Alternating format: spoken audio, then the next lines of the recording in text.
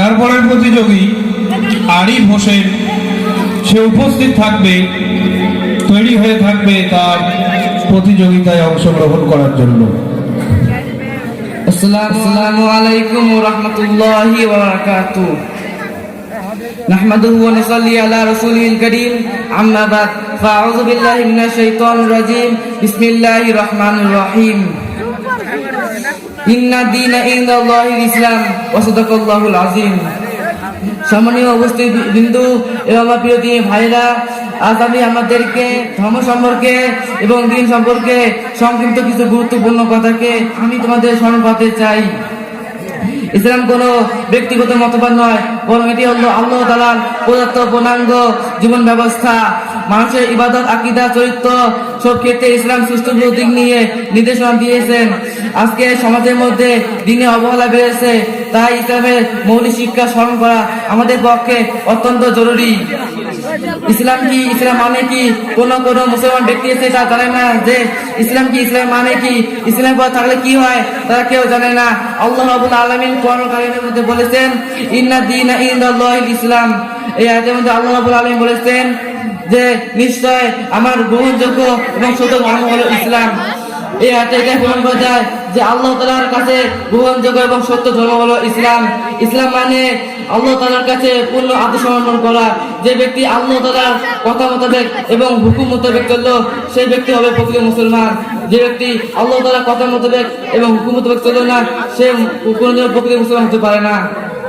আমরা যদি কোনোদিনও আল্লাহ তাআলার কথা মোতাবেক এবং হুকুম মোতাবেক না চলি, তাহলে আমরা কোনোদিনও প্রকৃত মুসলমান হতে পারবো না। আমরা যদি আল্লাহ তাআলার কথা মোতাবেক চলতে পারি, তাহলে আমরা প্রকৃত মুসলমান হতে পারবো। ইসলাম একটি পূর্ণাঙ্গ জীবন ব্যবস্থা। আল্লাহ রাব্বুল আলামিন কোরআন কারীমের মধ্যে বলেছেন, আল-ইয়াউমা আকমালতু লাকুম দীনাকুম। এই আয়াতের মধ্যে আল্লাহ রাব্বুল আলামিন বলেছেন, আমি তোমাদের জন্য তোমাদের দিন পূর্ণ করে দিলাম। আল্লাহ রাব্বুল আলামিন আমাদের জন্য দিন পূর্ণ করে দিয়েছেন, কিন্তু কত লোক আছে তা দিন নিয়ে কাজ করে, দিনের পথে চলে, মসজিদের মধ্যে আসে, মুসল্লি দেখা যায় না, মক্তবে গেলে বাচ্চারা দেখা যায় না। কেন? তাদের দিনের মধ্যে দিন নেই দেখি তারা মক্তবে আসে না এবং মসজিদের মধ্যে 5 ওয়াক্ত নামাজ পড়তে যায় না। ভিত্তি কি? ইসলামের ভিত্তি হলো রাসূল সাল্লাল্লাহু আলাইহি সাল্লাম হাদিসের মধ্যে বলেছেন, বুনিয়াল ইসলামু আলা খামসিন। এই হাদিসের মধ্যে বলেছেন যে ইসলামের 5টি স্তম্ভ রয়েছে। সেই 5টি স্তম্ভ কি কি? সেই 5টি স্তম্ভ হলো, প্রথমে আছে কলেমা, নামাজ, রোজা, হজ ও যাকাত। এই 5টি স্তম্ভের মতো সর্বপ্রথম স্তম্ভ হলো নামাজ। নামাজ হলো ইসলামের প্রথম পরিচয়।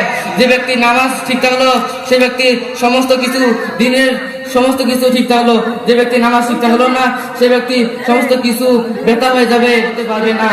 আমাদের যদি 5 ওয়াক্ত নামাজ যদি আমরা সহি না হয়, আমাদের 5 ওয়াক্ত নামাজ সহি পড়তে না পারি, তাহলে বর্তমান সমাজের মধ্যে ইসলামের অবহেলা।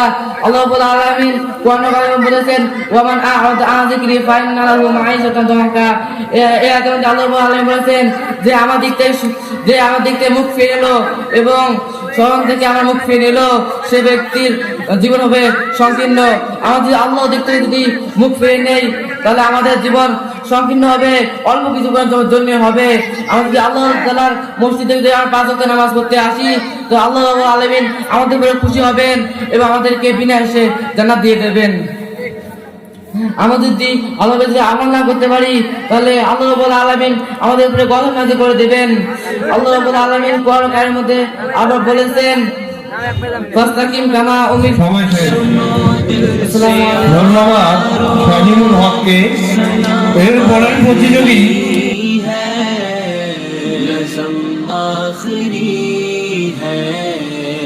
कलाम आखिरी है मेरे दोस्तों, जिंदगी एक सफर। একটি লাইক দিন, চ্যানেলটিকে সাবস্ক্রাইব করুন।